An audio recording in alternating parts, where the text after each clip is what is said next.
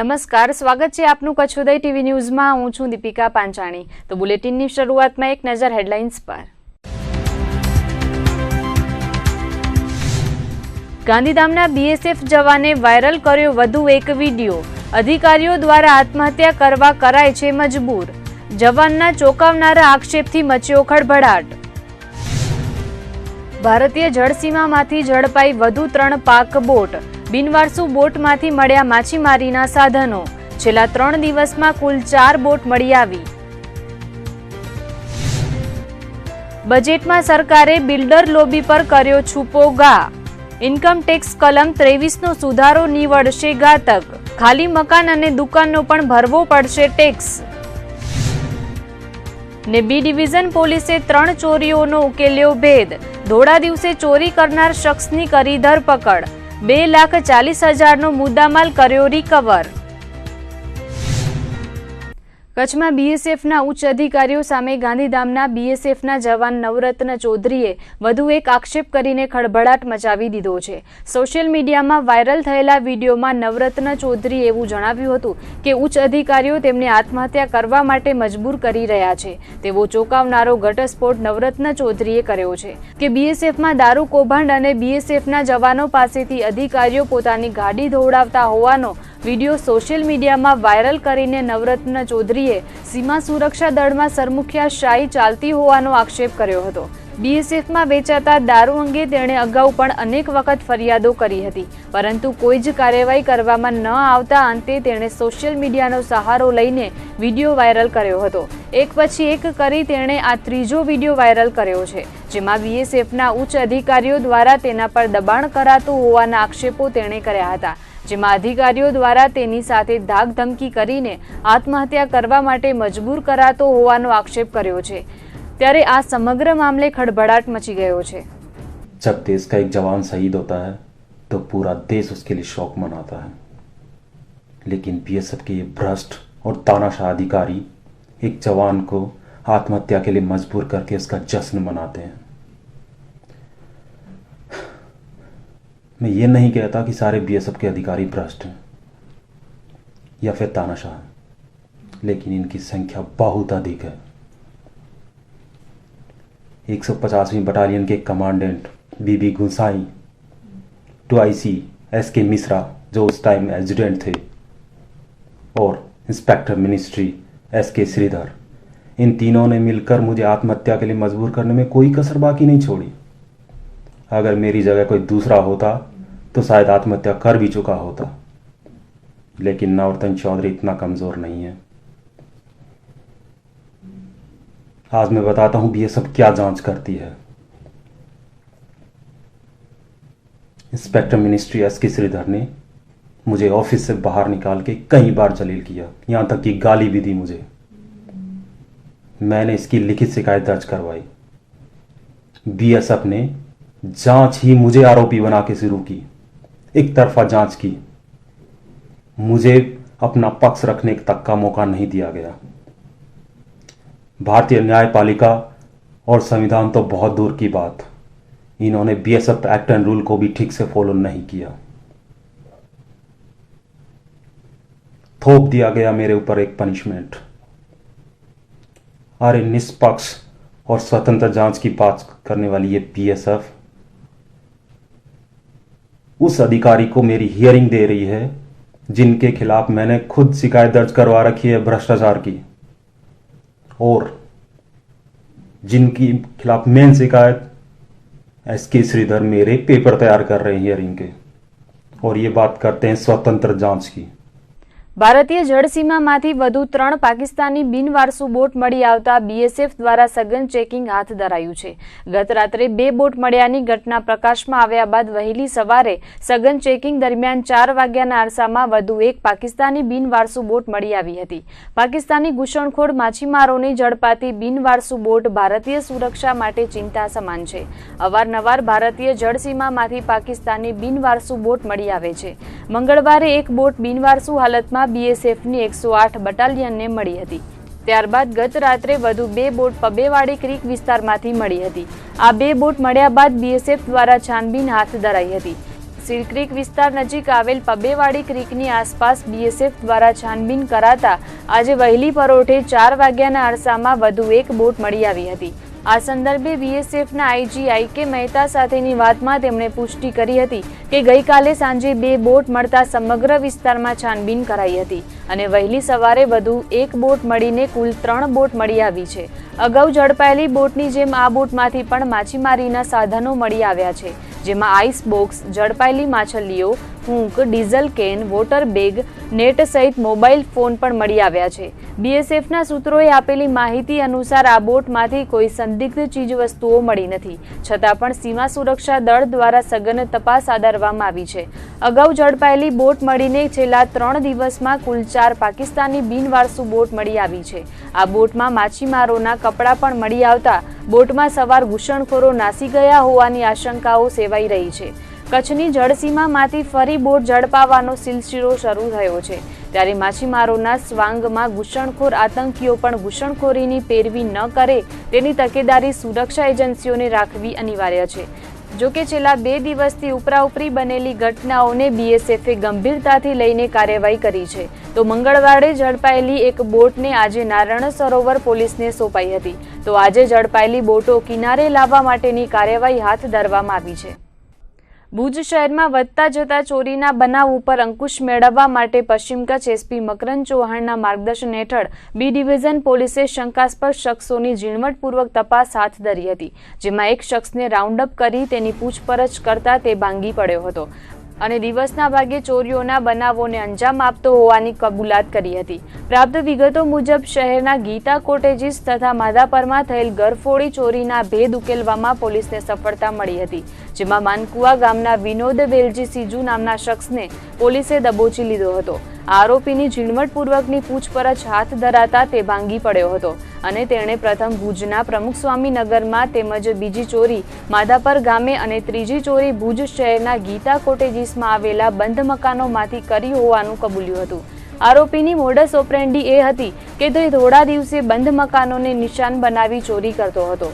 પ્રમુખ સ્વામીનગરમાં રહેતા ભરતભાઈ સોનીના બંધ મકાનને નિશાન બનાવી તેણે 1,80,000ની માલમત્તા ચોરી હતી, તો ગત 16મી જાન્યુઆરીના માધાપર ગામે ભવાની હોટલ પાછળના મહાપ્રભુનગરમાં રહેતા ઉજેફા મુર્તુજામિયા સૈયદના બંધ મકાનના તાળા તોડી 62,000ની માલમત્તા ચોરી હતી, જ્યારે ગીતા કોટેજીસમાં રહેતા નિરોણાના ખેડૂત રામજીભાઈ જખુભાઈ ભાનુશાલીના બંધ મકાનને નિશાન બનાવ્યું હતું। ગત 30મી જાન્યુઆરીએ બપોરના અરસામાં ઘરમાં રહેલા રોકડા રૂપિયા 1,74,000ની ચોરી કરી હોવાનું કબૂલ્યું હતું। પોલીસે આરોપીના સ્કૂટરની ડીકીમાંથી ગીતા કોટેજીસમાં થયેલ 1,74,000ની રોકડ પૈકી 92,000 રોકડા તથા માધાપરના મહાપ્રભુનગરમાં થયેલી ચોરીનો 25,000નો મુદ્દામાલ તેમજ પ્રમુખસ્વામીનગરમાં થયેલી ચોરીના દાગીના મળીને કુલ 2,40,500નો મુદ્દામાલ કબજે કર્યો હતો, તો આરોપીના રિમાન્ડ મેળવીને ચોરીની આ ઘટનાઓમાં અન્ય કેટલા શખ્સો સંડોવાયેલા છે તેની તપાસ હાથ ધરાઈ છે। જે વર્ણનવાળો માણસ હતો જેણે બ્લુ કલરનું ટી શર્ટ પહેરેલ છે અને સ્કૂટર લઈને આવે છે, એ હકીકત આધારે વર્ણનવાળા માણસને પકડેલ અને એની ડેકીમાં તપાસ કરતાં એક થેલીમાં રોકડા રૂપિયા 92,000 જે 2,000ના દરની નોટો હતી એ મળી આવેલ, તો એ બાબતે પૂછપરછ કરતાં તેણે જણાવેલ કે જે ગીતા કોટેજમાં 1,74,000ની ચોરી થઈ એ પૈકીનો આ રૂપિયા હતા અને બાકીના રૂપિયા એણે છકડો લીધેલ છે એને આપી દીધેલ એવી એણે કબૂલાત કરેલ। ત્યારબાદ બીજી થેલી હતી એની અંદર 3 મોબાઈલ હતા, જે મહાપ્રભુનગર સોસાયટી માધાપરમાં જે ચોરી થયેલ એ જ મોબાઈલ હતા અને એની સાથેના બીજા 17,600 રૂપિયા રોકડા હતા।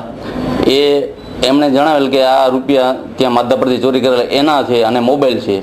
ત્યારબાદ બીજી થેલીમાંથી મંગળસૂત્ર, ચેન તથા બીજા જે સોના ચાંદીના દાગીના હતા અને રોકડા રૂપિયા હતા 26,000 જેવા, એ બાબતે પૂછપરછ કરતાં એણે જણાવેલ કે 29 તારીખના પ્રમુખ સ્વામીનગર વિસ્તારમાં બપોરના ભાગે એણે એક બંધ ઘરનું તાળું તોડી અને એમાંથી ચોરી કરેલ એનો આ મુદ્દામાલ છે એવી એણે કબૂલાત કરતાં એને અમે પંચો રૂબરૂ અટક કરેલ છે। રાપરમાં આવેલી મર્કેન્ટાઇલ કોઓપરેટિવ બેંકની શાખામાં ભ્રષ્ટાચારના ઉઠેલા આક્ષેપો બાદ જિલ્લા કલેક્ટર દ્વારા રજિસ્ટ્રારને તપાસના આદેશો કર્યા છે. બેંક સંચાલકો અને અધિકારીઓ દ્વારા સભાસદોના શેર પોતાની પાસે જ રાખીને ડિવિડન્ડ ફંડ સહિતના લાભો પોતે જ મેળવતા હતા.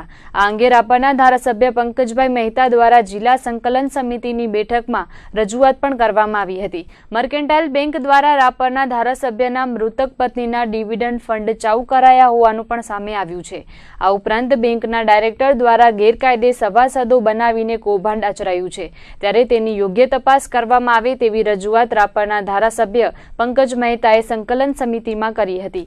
આ રજૂઆતને પગલે કલેક્ટરે જિલ્લા રજિસ્ટ્રારને તપાસ કરવાના આદેશો કર્યા છે. એક પ્રશ્ન અમારે ત્યાં કચ્છ મર્કન્ટાઇલ કોઓપરેટિવ બેંક રાપરની અંદર ચાલે છે. એ બેંકની અંદર મારા ધ્યાનમાં આવ્યું છે કે તેના બેંકના સંચાલકો ક્યાંક ને ક્યાંક એના શેર જે હોય છે એ શેર પોતાની પાસે રાખી શેરો જેના નામે ફાળવ્યા છે એને આપ્યા વગર એનું જે ડિવિડન્ડ વગેરે જે કંઈ હોય છે એ પણ એના સંચાલકો પોતે મેળવતા હોય છે. એવો પ્રશ્ન મેં સંકલનની અંદર મૂકેલો છે અને મને 15 દિવસની અંદર એની અંદર યોગ્ય તપાસ કરી અને જે પણ કાયદેસર થતું હશે એ કરવાની ખાતરી પણ આપવામાં આવી છે. મુન્દ્રા પોર્ટ પર આયાતી થયેલી એલચીના 42 બોક્સ બારોબાર સગે વગે થતા ટ્રેલર ચાલક વિરુદ્ધ ફરિયાદ નોંધાઈ છે. 8,60,000ની એલચી ઓળવી જનાર રાજસ્થાની ટ્રેલર ચાલક વિરુદ્ધ ફરિયાદ નોંધાતા પોલીસે તપાસ હાથ ધરી છે.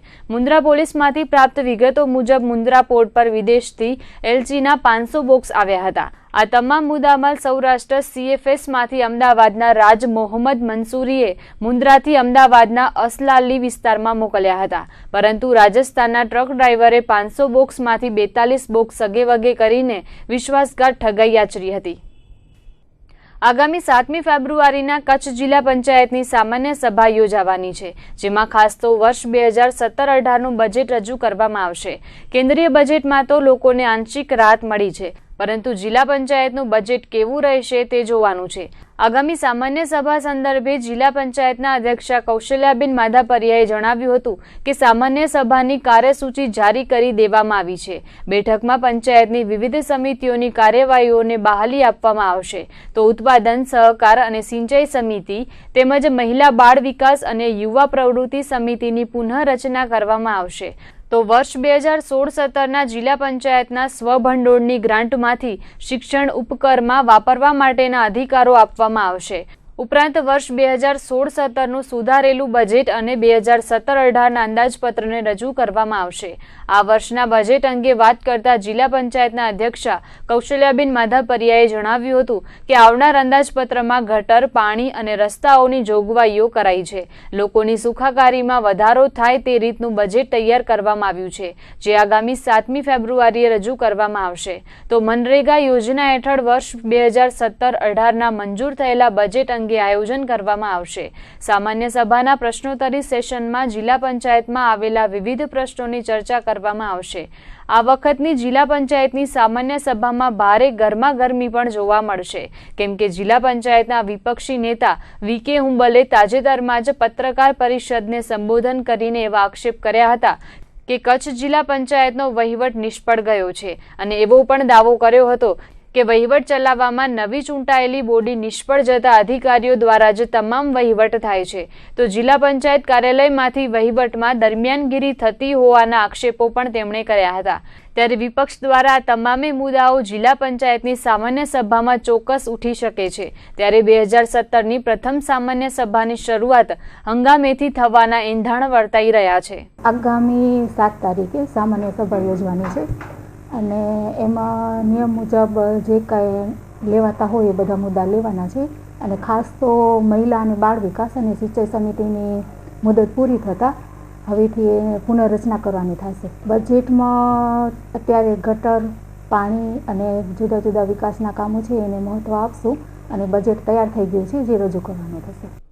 ભુજ તાલુકાના મમુવારા ગામની સીમમાંથી પોલીસે 2 શખ્સોને પરવાના વગરની દેશી બંદૂક સાથે પકડી પાડ્યા હતા. આ કેસમાં વધુ એક આરોપીની ધરપકડ કરવામાં આવી છે. પોલીસ સૂત્રોના જણાવ્યા પ્રમાણે ગત 24મી જાન્યુઆરીના નાના વરનોરા ગામના રહીમ જુમા કેવર તથા ઇબ્રાહીમ બચ્ચુ મમણને પદ્ધર પોલીસે દેશી બંદૂક તથા કારતૂસ અને છરી સાથે બાઇક ઉપરથી પકડી પાડ્યા હતા. ઝડપાયેલા શખ્સો કોઈ વન્ય પ્રાણીઓના શિકાર કરવાના ઈરાદે ફરતા હોવાની આશંકા સાથે પકડી પાડવામાં આવ્યા હતા. આરોપીઓ સામે આર્મ્સ એક્ટનો ગુનો નોંધી તપાસ હાથ ધરી હતી. ત્યારે કેસની તપાસ દરમિયાન નાના વરનોરા ગામના સુલેમાન અભા મમણની સંડોવણી સપાટી ઉપર આવતા પોલીસે તેને પકડી પાડ્યો હતો. આ બાબતે તપાસનીશ પીએસઆઈ એચ.સી. શર્માનો સંપર્ક સાધતા તેણે જણાવ્યું હતું કે અગાઉ ઝડપાયેલા 2 શખ્સોની પૂછતાછમાં તેમણે સુલેમાન મમણ પાસેથી હથિયાર ખરીદ્યાની કેફિયત આપી હતી, જેથી ગેરકાયદેસર હથિયાર રાખવા સંદર્ભે સુલેમાન અભા મમણની ધરપકડ કરાઈ છે અને આગળની કાર્યવાહી પોલીસે હાથ ધરી છે. તાજેતરમાં નકલી દવાઓના કૌભાંડનો સુરત અમદાવાદમાં પર્દાફાશ થયો હતો. દવાઓમાં લખાણ મુજબના મૂળ કન્ટેન્ટ ન હોય અને કંપનીઓના નામો જ ન લખેલા હોય તેવી દવાઓનો મોટો જથ્થો પકડી પાડવામાં આવ્યો હતો. ત્યારે કચ્છ જિલ્લામાં પણ લોકોના આરોગ્ય સાથે ચેડા ન થાય તે માટે ડ્રગ્સ વિભાગ દ્વારા તપાસ કરાતા વેપારીઓમાં ફફડાટ વ્યાપી ગયો છે. આ અંગેની પ્રાપ્ત વિગતો મુજબ છેલ્લા થોડા સમયથી લોકોના આરોગ્યની પરવા કર્યા વિના જ વેપારીઓ દ્વારા ખાદ્ય પદાર્થોની માફક દવાઓમાં પણ ભેળસેળની સાથે નકલી દવાનું ઉત્પાદન અને વેચાણ શરૂ કરાયું છે. પ્રારંભે રાજ્યના મેટ્રો સિટીમાં નકલી દવાઓનો પગપેસારો કરાયા બાદ ગ્રામીણ વિસ્તારો સુધી તેની જાળ પાથરી દેવાતા તંત્ર પણ ચોંકી ઉઠ્યું છે. તાજેતરમાં સુરત અને અમદાવાદમાંથી નકલી દવાઓના કૌભાંડનો પર્દાફાશ કરવામાં આવ્યો હતો. તેમજ દવાઓમાં મૂળ કન્ટેન્ટ ન હોય અને કંપનીઓના નામ જ ન લખેલા હોય તેવી દવાઓનો મોટો જથ્થો પકડી પાડવામાં આવ્યો હતો. ત્યારે કચ્છ જિલ્લામાં પણ ડ્રગ્સ વિભાગ દ્વારા કામગીરી આરંભાતા વેપારીઓમાં ફફડાટ ફેલાઈ ગયો છે. આ અંગે ડ્રગ્સ વિભાગના નીતિનભાઈએ જણાવ્યું હતું કે હોમિયોપેથી દવાના કારણે સુરતમાં 3 જેટલા બાળકોના મોત થયા હતા. જે બાદ તપાસમાં સ્ટાન્ડર્ડ હોમિયોપેથી લેબોરેટરી નામની કલકત્તાની કંપનીનું નામ બહાર આવ્યું હતું. કચ્છ જિલ્લામાં પણ ડ્રગ્સ વિભાગ દ્વારા ચેકિંગ હાથ ધરાઈ હતી. જોકે ચેકિંગ દરમિયાન આ કંપનીની દવા તેમજ અન્ય બનાવટી દવાઓનું કોઈ વેપારી વેચાણ કરતા હોવાનું હજુ સુધી જાણવા મળ્યું નથી. વધુમાં તેમણે જણાવ્યું હતું કે તપાસ દરમિયાન કોઈ ગેરરીતિ સામે આવશે તો કડક કાર્યવાહી કરાશે. તેમજ સતર્કતાના ભાગરૂપે સમયાંતરે સરપ્રાઇઝ ચેકિંગ કરાતી રહેશે. નાણામંત્રી અરુણ જેટલીએ રજૂ કરેલા વર્ષ 2017 અને 18ના બજેટમાં કેટલાક છૂટા પ્રહારો પણ કર્યા છે, જેમાં ઇન્કમટેક્સ એક્ટની કલમ 23માં કરાયેલા ફેરફારોને પગલે બિલ્ડર લોબી માટે સુધારો ઘાતક નીવડી શકે તેવું ગાંધીધામના જાણીતા સીએ સંજયભાઈ પંડ્યાએ જણાવ્યું હતું. ઇન્કમટેક્સ એક્ટની કલમ 23માં કરાયેલા સુધારાઓ મુજબ બિલ્ડરો પાસે રહેલા મકાન અને ઓફિસ જો ખાલી પડ્યા હશે તો પણ તેનું અંદાજિત ભાડું ગણીને તેના ઉપર કર ચૂકવવો પડશે. ઘણા બિલ્ડરો પાસે ઓફિસ અને મકાન ધંધાકીય ઉપયોગમાં લેવાતા નથી. અત્યાર સુધીમાં બિલ્ડરો પોતાના વણ વેચાયેલા મકાન અને ઓફિસને સ્ટોક તરીકે દેખાડતા હતા અને કોઈ પણ ભાડાની રકમ દર્શાવતા ન હતા. અને અત્યાર સુધી થયેલી ઇન્કમ ટેક્સની જોગવાઈને કારણે વણ વેચાયેલા ફ્લેટ, મકાન અને ઓફિસનું ભાડું ગણીને ટેક્સ વસૂલ કરવા બાબતે અસ્પષ્ટતા હતી, જેના કારણે ઘણા બધા કેસ હાઈકોર્ટ લેવલે પેન્ડિંગ છે. આવા કેસોનો ઘટાડો કરવા માટે આ વર્ષે બજેટમાં સરકારે સ્પષ્ટતા કરી છે, જેમાં જે વર્ષે બાંધકામનું કમ્પ્લીશન લેવામાં આવશે તેવા સ્ટોક ઇન્ટ્રેડમાં પડેલ ફ્લેટ અને ઓફિસનું 1 વર્ષ સુધી કોઈ પણ ભાડું ગણવામાં આવશે નહીં અને તેના પર કોઈ જ ટેક્સ લેવામાં નહીં આવે. પરંતુ કમ્પ્લીશન 1 વર્ષ બાદ જો મકાન કે ઓફિસ ખાલી પડ્યા હશે તો પણ અંદાજિત ભાડું ગણીને ટેક્સ ભરવો પડશે. આ પ્રકારનો સુધારો વર્ષ 2018થી અમલી બનશે. ત્યારે દેખીતી રીતે આ પ્રજાલક્ષી સુધારાની અસર બિલ્ડર લોભી પર ઘાતક નીવડશે. જેમની પાસે મોટી સંખ્યામાં ઘર અને ઓફિસ વણ વેચાયેલા પડ્યા છે અને કમ્પ્લીશન લીધાને 2 વર્ષનો સમય થઈ ગયો હોય તેવા બિલ્ડરોને અંદાજિત ભાડું ગણીને ટેક્સ ભરવો પડશે. રિયલ સ્ટેટ માર્કેટમાં હાલ મંદીનો માહોલ પ્રવર્તી રહ્યો છે. તેવામાં બિલ્ડર લોબી માટે ઇન્કમ ટેક્સની ધારા 23માં કરાયેલા આ સુધારાને પગલે ટેક્સ પણ ભરવો પડશે. તેથી સરકારનો આ નિર્ણય બિલ્ડરો માટે કુઠારાઘાત સમાન નીવડશે. સરકારનો આ છૂપો ઘા આગામી દિવસોમાં બિલ્ડર લોબી માટે મુશ્કેલી સર્જી શકે છે. ભુજ તાલુકાના સણોસરા ગામે સરકારી જમીન હડપ કરી જનારા શખ્સો સામે કાર્યવાહી કરવાની માંગ ગ્રામજનો દ્વારા કરાઈ હતી. અગાઉ ગામ લોકોએ સણોસરા ગામની સરકારી જમીન પર દબાણ થતાં તેને ખાલી કરાવવા જિલ્લા કલેક્ટરને રજૂઆત કરી હતી. ત્યારે જિલ્લા કલેક્ટરે મામલતદારને યોગ્ય કાર્યવાહી કરવા તાકીદ કરી હતી. તેમ છતાં કોઈ કાર્યવાહી કરવામાં ન આવતા ગામ લોકોએ સામાજિક અગ્રણી કપિલ મહેતાની આગેવાની હેઠળ મામલતદાર વિજય આયાને આવેદનપત્ર પાઠવ્યું હતું, જેમાં મામલતદાર કક્ષાએ 15 દિવસમાં યોગ્ય કાર્યવાહી કરવા જણાવ્યું હતું, પરંતુ તેમ છતાં કોઈ કાર્યવાહી ન કરાતા આજે ફરી એકવાર રજૂઆત કરવામાં આવી હતી। સણોસરામાં ભૂમાફિયાઓ દ્વારા સર્વે નંબર 140 વાળી સરકારી જમીન હડપ કરવામાં આવી છે, ત્યારે યોગ્ય પગલાં ભરાય તેવી માંગ ઉઠી છે।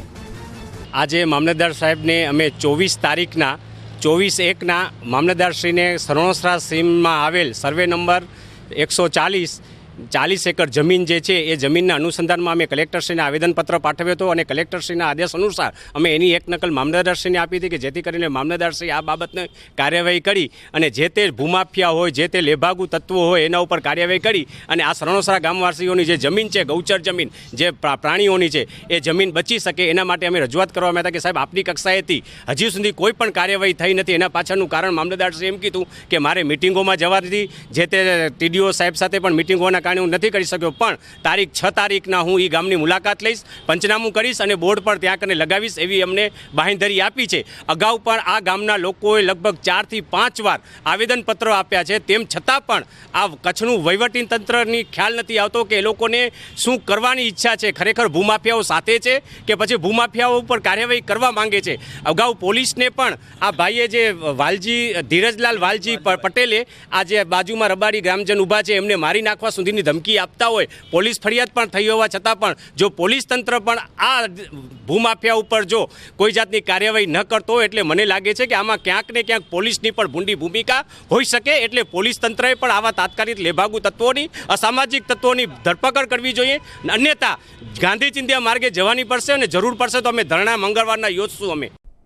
ગત મહિને ભુજની જીકે જનરલ હોસ્પિટલમાં જન્મજાત ખોટખાપણ ધરાવતા બાળકો માટે કેમ્પ યોજાયો હતો, જેમાં ફાટેલા હોઠ અને તાળવાની બીમારીવાળા 29 બાળકો અલગ તારવવામાં આવ્યા હતા, જેમાંથી 9 બાળકોને અમદાવાદના નિષ્ણાત તબીબો દ્વારા સફળ શસ્ત્રક્રિયા કરવામાં આવી હતી। 2 દિવસ પૂર્વે જ આ બાળકોનું ઓપરેશન કરવામાં આવ્યું હતું, ત્યારે આજે જિલ્લા રોગચાળા નિયંત્રણ અધિકારી અરુણકુમાર કુર્મીએ જીકે જનરલ હોસ્પિટલની મુલાકાત લીધી હતી। આ 9 બાળકોનું ઓપરેશન સરકારની યોજના અંતર્ગત સંપૂર્ણ નિઃશુલ્ક રીતે કરાયું છે। હજુ પણ 10 દિવસ સુધી આ બાળકો જીકે હોસ્પિટલના પીડિયાટ્રિક વોર્ડમાં દાખલ રહેશે અને સંપૂર્ણ સ્વસ્થ થયા બાદ રજા આપવામાં આવશે તેવું જિલ્લા રોગચાળા નિયંત્રણ અધિકારી અરુણકુમાર કુર્મીએ જણાવ્યું હતું। આગામી 10 દિવસ સુધી આ બાળકોની તમામ દેખરેખ આરોગ્ય ખાતા અને જીકે હોસ્પિટલ દ્વારા રાખવામાં આવશે। અબડાસા તાલુકાના નલિયામાં આચરાયેલા સામૂહિક દુષ્કર્મ કાંડમાં સંડોવાયેલા શખ્સો સામે કડક કાર્યવાહી કરવામાં આવે તેવી માંગ ઉઠી છે। લોક જનશક્તિ પાર્ટી દ્વારા આ સંદર્ભે જિલ્લા કલેક્ટર કચેરીએ આવેદનપત્ર પાઠવીને નલિયામાં આચરાયેલા દુષ્કર્મ કાંડ અંગે પગલાં ભરવા માંગ ઉઠી છે। લોક જનશક્તિ પાર્ટી દ્વારા આ સંદર્ભે જિલ્લા કલેક્ટર કચેરીએ આવેદનપત્ર પાઠવીને નલિયામાં આચરાયેલા દુષ્કર્મ કાંડ અંગે પગલાં ભરવા માંગ ઉઠી છે। ઓગસ્ટ 2015થી અત્યાર સુધી સામૂહિક દુષ્કર્મની ઘટનાઓને અંજામ આપનારા નખત્રાણા, નલિયા અને ગાંધીધામ સહિત અંદાજિત 10 વ્યક્તિઓ સામે ફોજદારી ફરિયાદ દાખલ કરાઈ છે, પરંતુ કોઈ જ શખ્સોની ધરપકડ કરવામાં આવી નથી। ત્યારે આ કિસ્સામાં સંડોવાયેલા રાજકીય આગેવાનોને છાવરવાને બદલે કડક કાર્યવાહી કરવામાં આવે તેવી માંગ ઉઠી છે। રાજકીય વ્યક્તિઓ હોવાના લીધે 10 જણા પર એફઆઈઆર થઈ છે, તેમ છતાં એમની ધરપકડ કરવામાં આવી નથી। અમારી માંગણી એ છે કે તાત્કાલિક એ લોકોની ધરપકડ કરવામાં આવે અને જેમાં બીજા સંડોવાયેલા છે એમની પણ તાત્કાલિક ધરપકડ કરવામાં આવે અને જે ધાક ધમકીઓ થઈ રહી છે અને આ પ્રકરણને બંધ કરવા માટેની જે કોશિશ થઈ રહી છે એ ન થવી જોઈએ અને તટસ્થપણે આમાં જેટલા પણ સંડોવાયેલા હોય એમને તાત્કાલિક એમની ધરપકડ કરવામાં આવે એ અમારી લોક જનશક્તિ પાર્ટી વતી માંગણી છે। માંગણીની છે તો અમે 8 દિવસ માટેનો સમય આપ્યો છે અને 8 દિવસ પછી કલેક્ટર કચેરીની સામે ધરણા ઉપર બેસશું। આજે તમે લોકોએ બહુ ઓછી સંખ્યામાં આવ્યા છે, પણ વિશાળ સંખ્યામાં અને મહિલાઓને પણ સાથે લેશું। સાથે સાથે દુઃખદ સાથે કહેવું પડે છે કે જે મહિલા મંડળો ચલાવે છે તે એક પણ શબ્દ ઉચ્ચારતી નથી અને અનેક રાજકીય પક્ષોમાં મહિલાઓના પ્રતિનિધિ તરીકે ઘણી મહિલાઓ છે, પણ આજની એક મહિલાઓ સાથે અન્યાય થયો છે ત્યારે કોઈ પણ મહિલાઓ સામે આવતી નથી। એ બહુ દુઃખદ ઘટના છે અને ખાસ કરીને મીડિયાના મિત્રોને ધન્યવાદ આપીશ કે મીડિયાના મિત્રો થ્રુ આ પ્રકરણ જે ઉજાગર થયો છે, જેના લીધે આજે મીડિયા બહુ જ સારી ભૂમિકા ભજવી રહી છે। એના માટે લોક જનશક્તિ પાર્ટી વતી તમામ મીડિયાઓને હું ખૂબ ખૂબ અભિનંદન આપું છું અને આવા સત્ય પ્રકરણને ઉજાગર કરે એવી અમારી અપીલ પણ છે। રાપર ખાતે યોજાયેલા કાર્યક્રમમાં વરિષ્ઠ નિવૃત્ત પોલીસ અધિકારી અને ગુજરાત પ્રદેશ કોંગ્રેસના ઉપપ્રમુખ કુલદીપ શર્માએ રાષ્ટ્રીય ભાવના અને સાંપ્રત પ્રવાહો વિશે વાત કરી હતી. તેમણે જણાવ્યું હતું કે પહેલા રાષ્ટ્ર અને તે પછી કોઈપણ પક્ષ અને ત્યારબાદ વ્યક્તિ આવે છે, ત્યારે ભારતમાં તમામ સમાજ અને લોકો સંગઠિત થઈને ભારતની લોકશાહી વ્યવસ્થામાં પોતાની ભાગીદારી આપે તે અનિવાર્ય છે. વધુમાં તેમણે જણાવ્યું હતું કે કહેવાતી સર્જિકલ સ્ટ્રાઇક તદ્દન ખોટી અને બોગસ છે. હાલ દેશની સરહદ પર સેવા કરતા જવાનોને પણ બેંકની લાઇનમાં ઊભા રહેવું પડે છે. દેશના સામાન્ય લોકો અને ખેડૂતો બેહાલ છે. દેશના જવાબદાર વ્યક્તિઓએ લોકોને ભરમાવીને સત્તા મેળવી છે તેવા આક્ષેપો પણ તેમણે કર્યા હતા. કોંગ્રેસ દ્વારા રાપર ખાતે યોજાયેલ કાર્યક્રમ જિલ્લા કોંગ્રેસ પ્રમુખ નરેશ મહેશ્વરી, રાપરના પૂર્વ ધારાસભ્ય બાબુભાઈ શાહ, વી.કે. હુંબલ, ગુજરાત પ્રદેશ કોંગ્રેસ મંત્રી વનરાજસિંહ રાઠોડ, જાગૃતિબેન શાહ, દેવરાજભાઈ મ્યાત્રા, રાપર તાલુકા કોંગ્રેસ કરમશીભાઈ પટેલ સહિતના કાર્યકરો મોટી સંખ્યામાં ઉપસ્થિત રહ્યા હતા. કે એકમાત્ર પક્ષ જે આને વ્યવસ્થિત રીતે ડીલ કરી શકશે એ છે કોંગ્રેસ પક્ષ.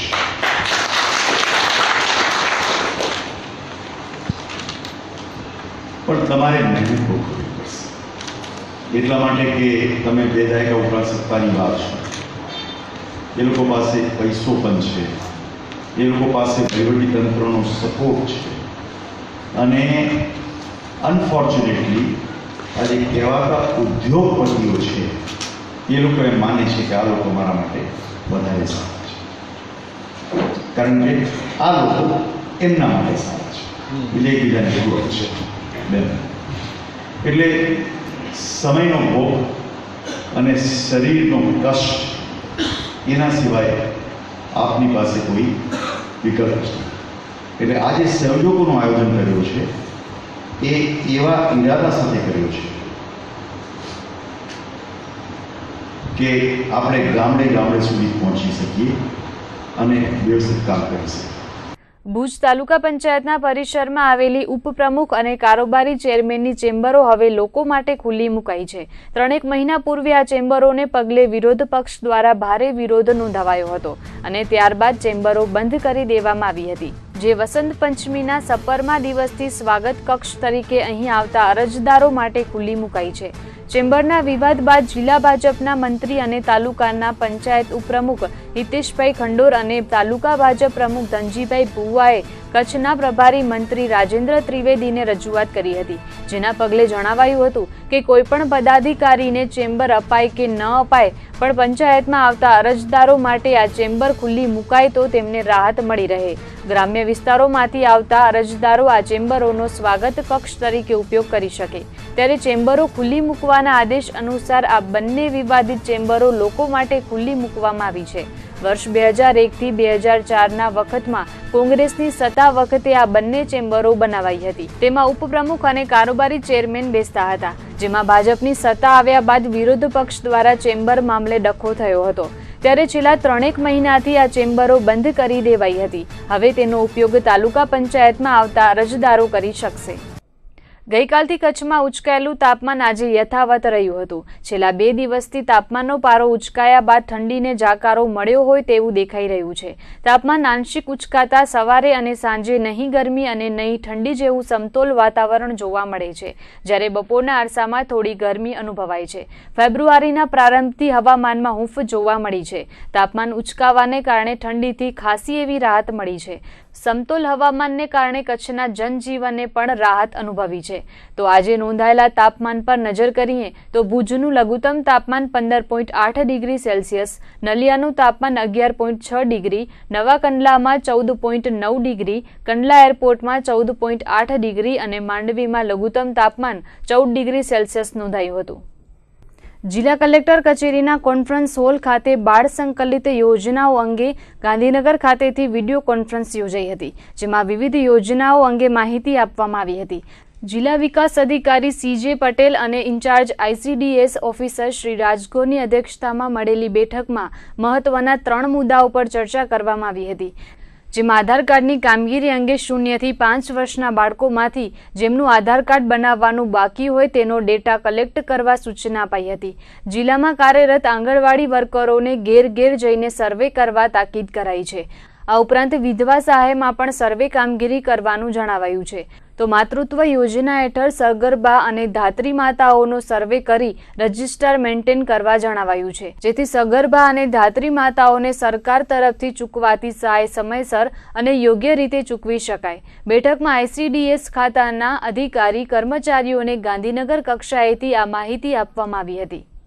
નખત્રાણામાં આવેલા સુપાર્શ્વનાથજીના જીન પ્રસાદે 173મી સાલગીરીના સુવર્ણ અવસરની ત્રિદિવસીય ઉજવણી કરવામાં આવી હતી, જેમાં નખત્રાણા સમસ્ત જૈન સંઘ અને નખત્રાણાની બહેનો દ્વારા વિવિધ કાર્યક્રમો યોજાયા હતા.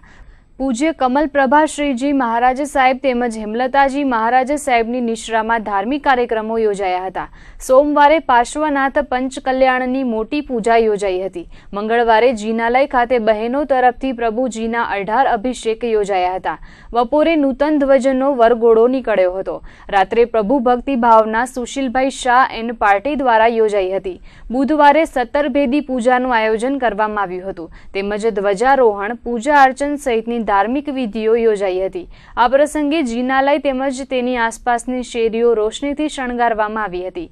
આ ત્રિદિવસીય સુવર્ણ અવસરમાં માકપટ જૈન સમાજના આગેવાનો મોટી સંખ્યામાં જોડાયા હતા. જૈન સંપ્રદાયમાં તપનું અનેરું મહત્વ રહેલું છે. તો જૈન સામયિક થકી સાધકોમાં આધ્યાત્મિક અને ધર્મની ભાવના વિકસાવવામાં આવે છે. ત્યારે 8 કોટી મોટી પક્ષ સ્થાનકવાસી જૈન સંઘ ભુજ દ્વારા સામયિકનું આયોજન કરવામાં આવ્યું છે. આયોજનમાં મહાસતી પ્રભાબાઈ તેમજ મહાસતી પ્રતીક્ષાબાઈ દ્વારા ધાર્મિક પ્રવચન આપવામાં આવે છે. ભુજમાં વસતા જૈન સંઘના શ્રાવક શ્રાવિકો મોટી સંખ્યામાં સામયિકના શ્રવણનો લાભ લઈ રહ્યા છે. આ પ્રસંગે 8 કોટી મોટી પક્ષ સ્થાનકવાસી જૈન સંઘ ભુજના ટ્રસ્ટી વિનોદભાઈ મહેતા, મંત્રી સતીશભાઈ જોટા, ઉપપ્રમુખ અભયભાઈ ખુશાલ તેમજ ઈશ્વરભાઈ દેસાઈ સહિતના અગ્રણીઓ સામયિકના આયોજનને સફળ બનાવવા જહેમત ઉઠાવી રહ્યા છે. તો આ હતા આજના કચ્છ ઉદય ટીવી ન્યૂઝ. ફરીથી મળીશું આવતીકાલે. ત્યાં સુધી અમને રજા આપશો. નમસ્કાર.